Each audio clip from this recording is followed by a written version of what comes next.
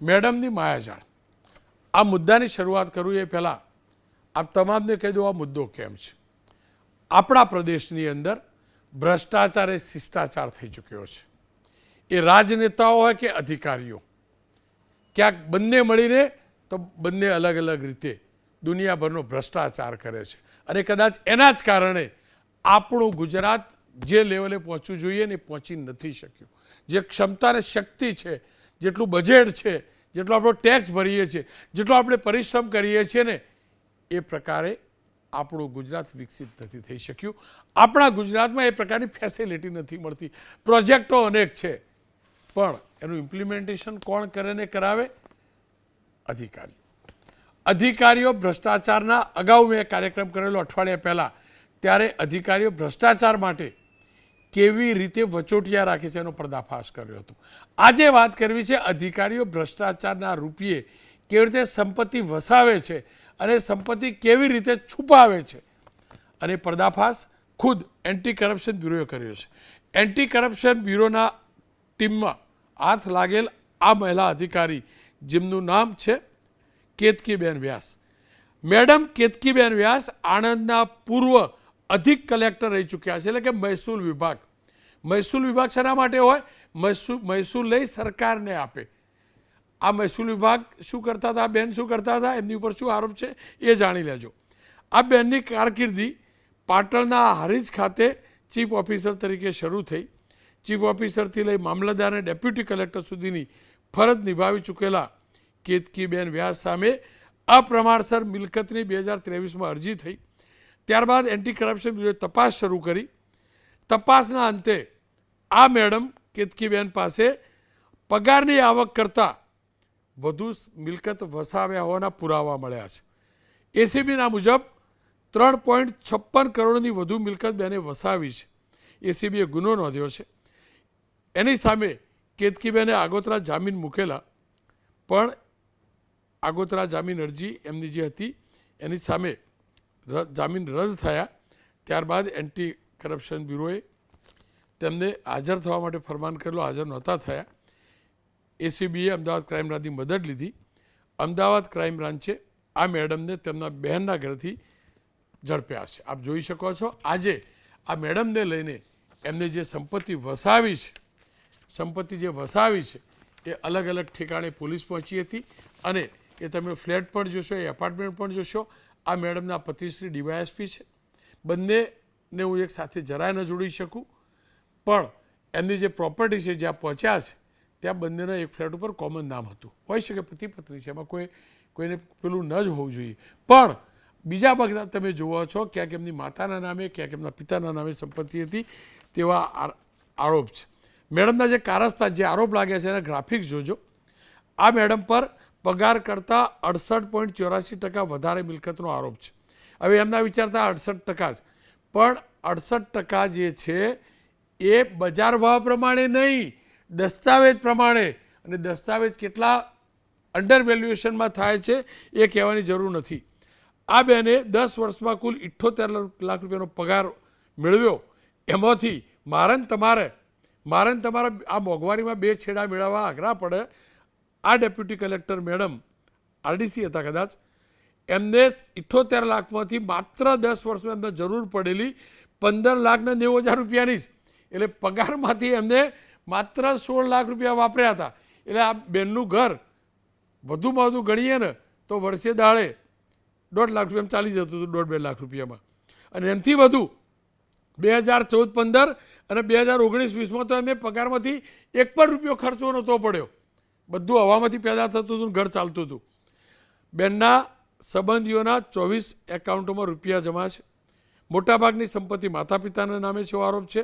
અમદાવાદના બોડકદેવ પોશ વિસ્તાર છે, એમાં શિવાલિક લીગસી એમાં કેતકીબેનના નામે ફ્લેટ છે. સાયન્સ સિટી પેરેડાઇઝમાં પિતાના નામે એમના ફ્લેટ છે. ત્રાગડ નવો ડેવલપ થતો વિસ્તાર માલબાર કાઉન્ટ્રીમાં માતાના નામે બંગલો છે. અને અમદાવાદમાં બંગલાની સાચી કિંમત તમારો કોઈ પણ રિલેટિવ અમદાવાદમાં રહેતા હોય એને પૂછી લેજો. આ ટોટલ 3 કરોડ ગણી એનાથી વધુ થતી હશે. વિરમગામમાં માતા પિતાના નામે એક દુકાન છે. પિતાના નામે સૌથી વધુ આવક બતાવી છે. ખેર કેતકીબેનના નામે કેટલાક વાહનો પણ ખરીદાયા છે. એન્ટી કરપ્શન બ્યુરોની તપાસમાં સામે આવ્યું છે કે મહિલા અધિકારીની જે અપ્રમાણસર મિલકત છે તેમાંથી મોટાભાગની મિલકત વિરમગામમાં રહેતા માતા પિતાના નામે છે. ખેર, આ બેનનો ઇતિહાસ પણ વિવાદાસ્પદ રહ્યો છે. કેતકીબેન જ્યારે આણંદની અંદર હતા અને એવું કહેવાતું હતું કે એમની સૂચના વગર એક પાંદડું પણ નહોતું હલતું, અને એ દિવસોમાં જે તે સમયના કલેક્ટર હતા, હું નામ જાહેર નથી કરવા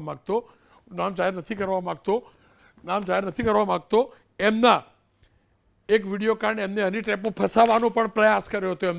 એમને હની ટ્રેપમાં ફસાવાનો પણ પ્રયાસ કર્યો હતો અને એમનો વિડીયો પણ બન્યો હતો ત્યારે.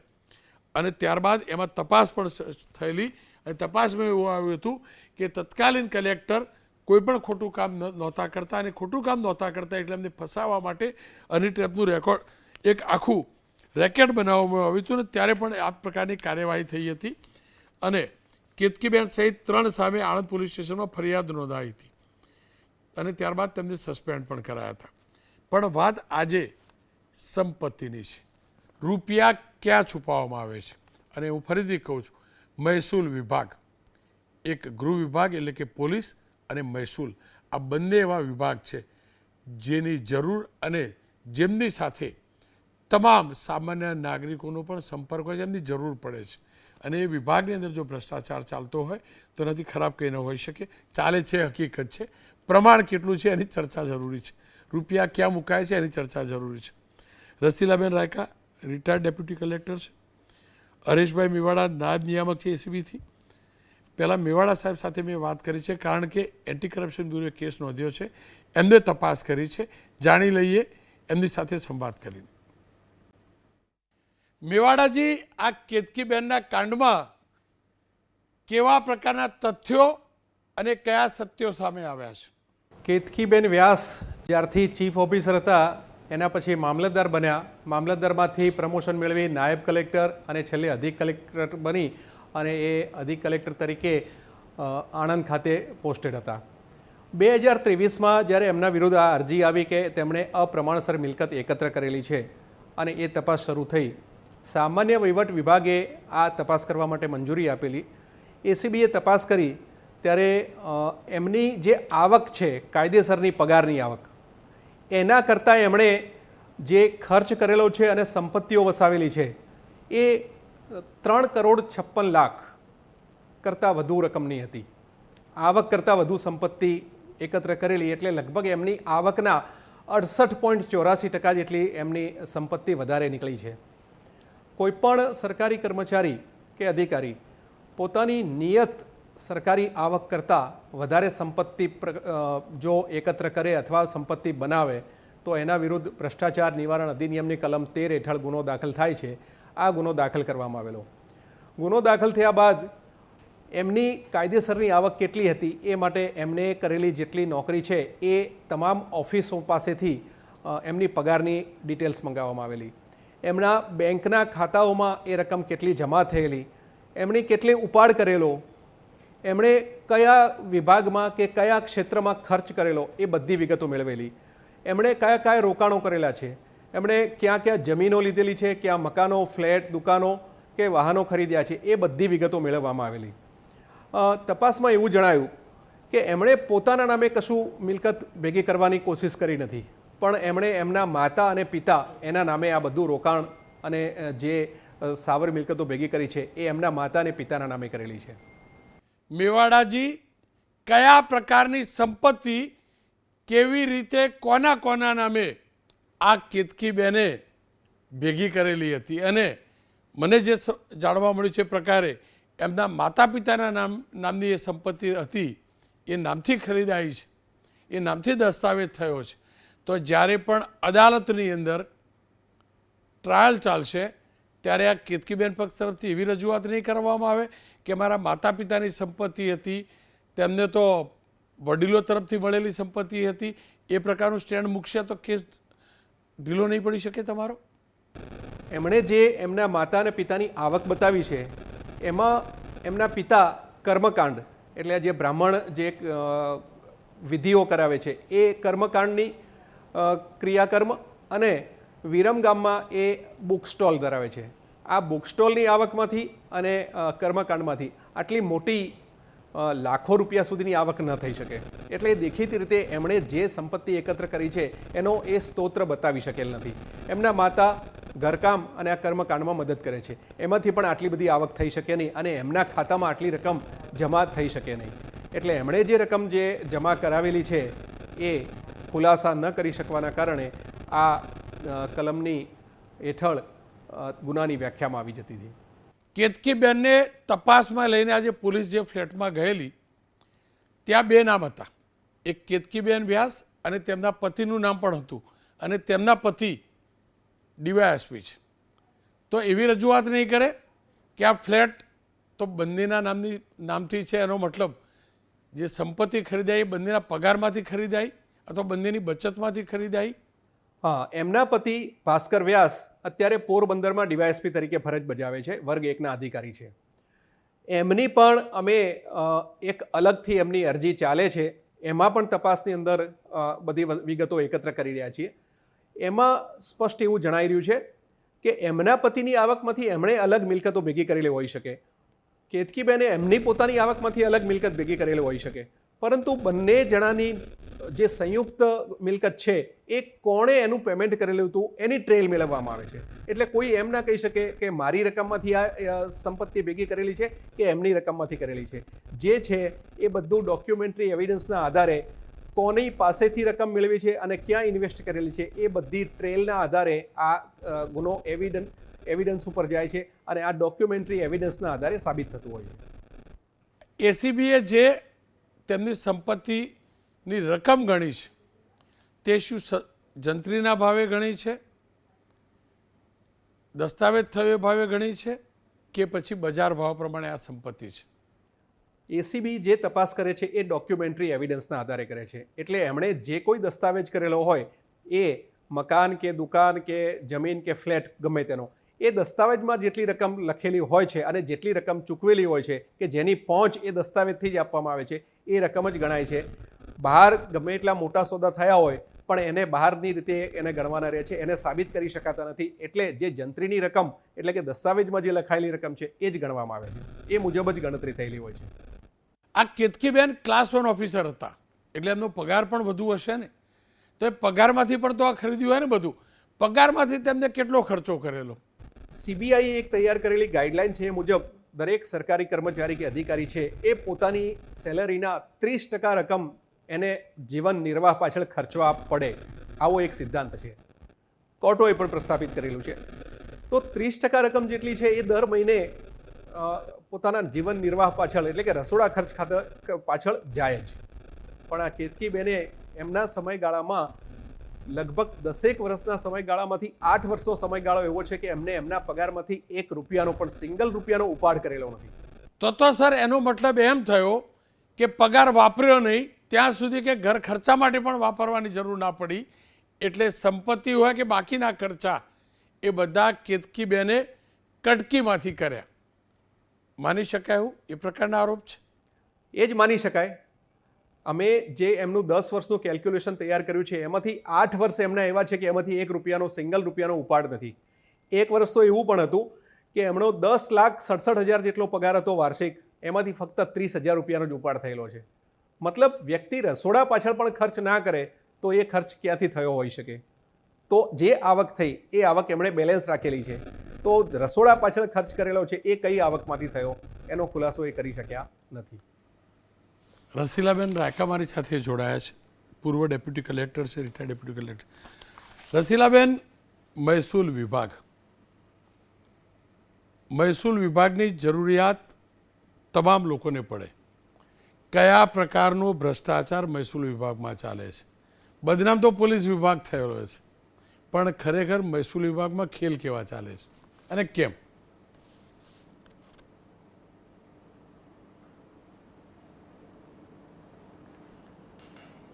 ગુડ ઇવનિંગ રોનકભાઈ, આપનો પ્રશ્ન યક્ષસ્થાને છે. સૌપ્રથમ તો હું તમને એ કહું કે મહેસૂલ વિભાગ છે એ સરકારનો સીધો ફેસ છે. પબ્લિકમાંથી સૌથી વધુ માણસો મહેસૂલ વિભાગ પાસે જતા હોય છે અને જો આ વિભાગમાં ભ્રષ્ટાચાર હોય તો ખરેખર એ ખૂબ દુઃખદાયક છે. રહી વાત મેં આપનું ડિબેટ સાંભળ્યું કેતકીબેનનું, ભ્રષ્ટાચાર માટે તો કોઈ જગ્યા જ ન હોવી જોઈએ હું જ્યાં સુધી સમજું છું. જો તમારે 2047 વિકસિત ભારત જોઈતું હોય તો ભ્રષ્ટાચાર મુક્ત ભારત કરવું જ પડશે. ભ્રષ્ટાચારના અનેક પ્રકારો છે. બેન સામે જે કેસ નોંધાયો છે ડિસપ્રપોર્શનેટ એસેટ્સનો છે. અત્યારે એસીબીવાળા એમાં તપાસ કરી રહ્યા છે. એ લોકો આખો રિપોર્ટ તૈયાર કરી અને જ્યુડિશરીમાં મોકલશે. બટ આજે હું એક ન્યૂઝ જોઈ રહી હતી કે જ્યુડિશરીમાં આજે જસ્ટિસ વર્મા સામે પણ એક કેસ પુરવાર થયો છે. એટલે ખરેખર હું ખૂબ ચિંતિત છું. ભારતના વિકાસ માટે ભ્રષ્ટાચાર એ ખરેખર એક બહુ મોટું કલંક છે. પણ બેન જુઓ, હું તો મહેસૂલ વિભાગની વાત કરું, કારણ કે એટલે મની, એટલે મલાઈ, એટલે મલાઈ, એટલે મની અને એટલે મહેસૂલ. આ 3 જે ઘોર ખોદી છે.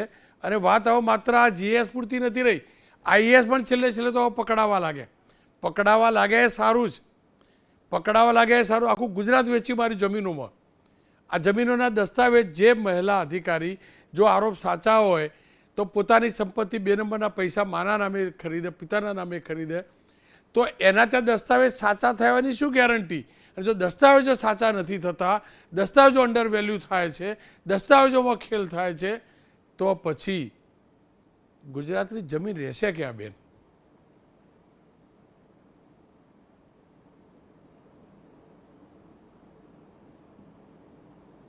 Not audible. રસીલાબેન અવાજ મળ્યો? રસીલાબેન અવાજ મળે છે? જી સર. હા, ચલો હું સીધું બીજું પૂછી લઉં. જી સર. સર, આ બધા રૂપિયા અધિકારીઓને આપી કોણ જાય? જી સર, હું આપને એની સ્પષ્ટતા કરી દઉં. રસીલાબેન, રૂપિયા આપી કોણ જાય? સર, પ્રેમથી આપી જાય? દસ્તાવેજનું ક્લિયર કરી દઉં. જી, બંને કરી દો. જી સર, હું આપને પહેલા દસ્તાવેજ વિશે ક્લિયર કરું. જી.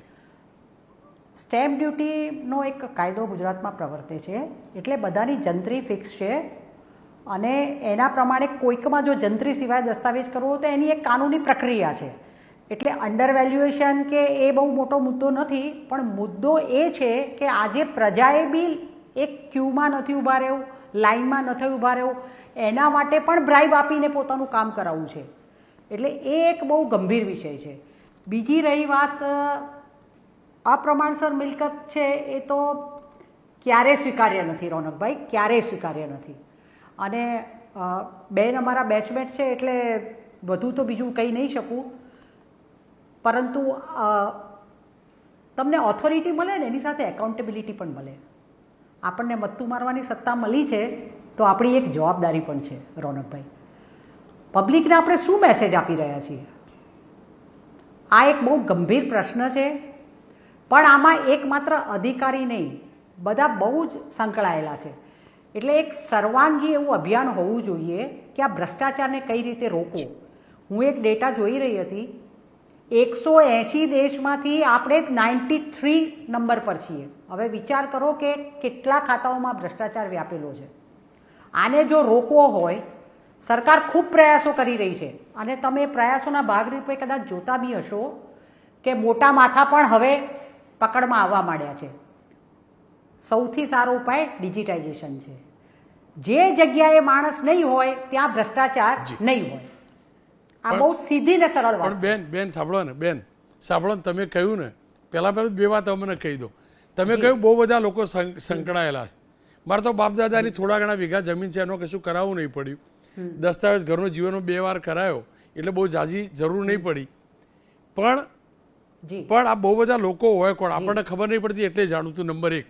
અને આપણે બધું કહ્યું ડિજિટલાઇઝેશન, આ બધું ઓનલાઈન એનઓસી વાળું બધું થઈ ગયું. તમે કહ્યું કે જલ્દી કરાવવા માટે એમાં ધક્કા ખવડાવીને હેરાન કરી એના ભાવ નક્કી કરેલા નહીં ચાલતા બેન. આ બંનેનું મને શીખવાડ દો ખાલી બસ, એટલે આગળ કાર્યક્રમ કરું તો બોલતા ફાવ. સાહેબ, હું તમારી જોડે પાર્શિયલી એગ્રી છું, 100% એગ્રી નથી. એવું નથી. મહેસૂલ ખાતામાં ઘણા સારા અધિકારીઓ બી છે. આપ ડિઝાસ્ટર ટાઈમે યા તો કોઈ કોવિડ ટાઈમે, પેનિક ટાઈમે મહેસૂલ ખાતાના અધિકારીઓની બહુ સારી કામગીરી બી જોતા હશો. એક ટોપલીમાં એક સફરજન ખરાબ હોય તો આખી ટોપલીને આપણે ખરાબ નહીં કહી શકાશે. પણ તમારી વાત સાચી છે કે આ બધી વસ્તુ પ્રવર્તી રહી છે, પરંતુ એને બહુ સારી રીતે સરકાર ડીલ કરી રહી છે અને આપણે એમાં સફળતા મળે એવી ભગવાન પાસે પ્રાર્થના કરીએ. પણ રસીલાબેન, તમે ટોપલીનું ઉદાહરણ આપ્યું, ટોપલીમાં સફરજનની વાત કરી, આપણે કેરીની કહેવત છે, પણ એવી ટોપલીને શું કરવાની જેમાંથી સારા સફરજન શોધવા પડે? નથી, એવું નથી કહેતો, શોધવા પડે, એવી કેરીઓ શોધવી પડે. મહેસૂલ વિભાગની અંદર જો મને કોઈ શરમ નથી, મને સાચી વાત છે, બરાબર, મોટા ભાગની ઓફિસોની અંદર મોટા ભાગમાં મારા બાપ દાદાની જમીન, મારા બાપ દાદાની જમીન, મારા જ પરિવારના વ્યક્તિએ ક્યાંક ત્યાં ધંધો કરવા કંઈક ખોલવું હોય તો એને કરાવવા માટે રૂપિયા આપવાના અને ચોરસ મીટરનો ભાવ, વારનો ભાવ, આ બધું ચાલે જ છે ને બેન. અને બીજું, જો ઉચ્ચ અધિકારી આવે તો નીચેથી શું ચાલતું હોય મને કહો? આખી ચેનલ મને તમે તો કહ્યું જ ના, કોણ તમે કહ્યું બહુ બધા લોકો, કોણ બહુ બધા લોકો હોય?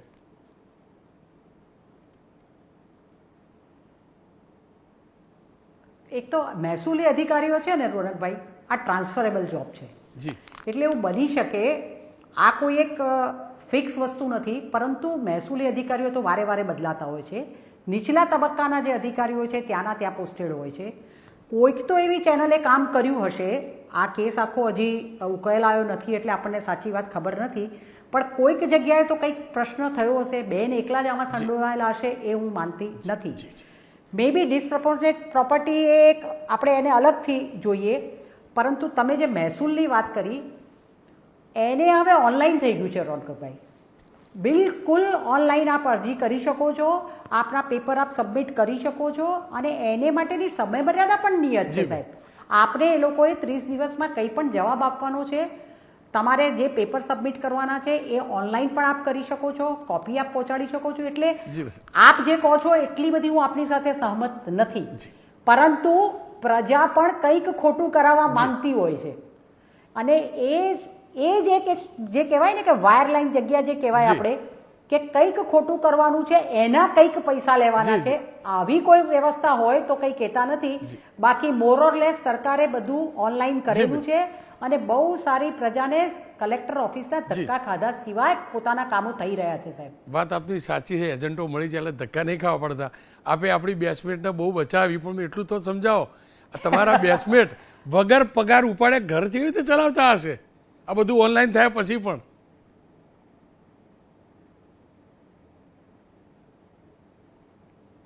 એ વાત આપની સાચી છે, કારણ કે એ તો એસીબીએ પ્રૂવ કરી દીધું છે.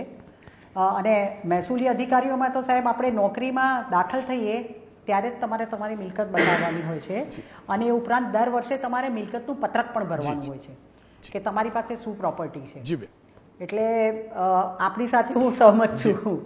પણ હવે કેસ જ્યારે એસીબી જોડે છે ત્યારે એમાં હું ટિપ્પણી કરું તો બહુ યોગ્ય નહીં લાગશે રોનકભાઈ. સાહેબે, મેવાડા સાહેબે ઘણું બધું ક્લિયર કરી દીધું છે, બટ હું એવું ઈચ્છીશ કે આખા કેસની ચારે બાજુની તપાસ થાય. બિલકુલ, માત્ર એક બેનને ટાર્ગેટ કર્યા સિવાય આખા કેસને પ્રોપરલી આખો જે એપિસોડ બન્યો એને વ્યવસ્થિત રીતે ચકાસવામાં આવે અને જે પણ દોષી હોય એને સજા આપવામાં જ આવે. કારણ કે હું જે ભ્રષ્ટાચાર માટેના 3D સમજું છું ને, એમાં ડિજિટાઇઝેશનની સાથે હું દંડો પણ સમજું છું. જેણે ખોટું કર્યું હોય એને સજા મળવી જ જોઈએ, 100% મળવી જોઈએ સાહેબ. એટલે એમાં હું આપની સાથે એગ્રી છું, બટ સારી અને સાચી દિશામાં તપાસ થાય એ પણ ખૂબ અગત્યનું છે. રસીલાબેન, આપનો ખૂબ ખૂબ આભાર. હકીકત એ છે કાં તો 3-4 ફ્લેટની વાત હતી, કેટલા અધિકારીઓને કેટલા ફોર્મ કોના નામે છે તપાસ કરવાનો બહુ બધું આવે. અને જો આ ભ્રષ્ટાચાર બંધ થઈ જાય ને તો ફાર્મ હાઉસો ખરીદવાની સંખ્યા અડધી થઈ જાય, પેલા સોનાના બિસ્કિટ ખરીદવાની ઓછી થઈ જાય, કેટલાક અધિકારીઓ તો ગોલ્ડમેન તરીકે પણ કહેવાય, ઈંટો ખરીદે એવું કહેવાય, આ બધું બંધ થઈ જાય, માર્કેટમાં મંદી આવી જાય બેન. ખેર, આ જ તકલીફ છે, આ જ તકલીફ છે. નૈતિકતાનું હનન થયું છે ને એટલે આ સ્થિતિ છે. આ કેતકી મેડમ તો એક કિસ્સો માત્ર છે. હકીકત એ છે મારા ગુજરાતની તિજોરીને લૂંટી છે ને લૂંટી છે.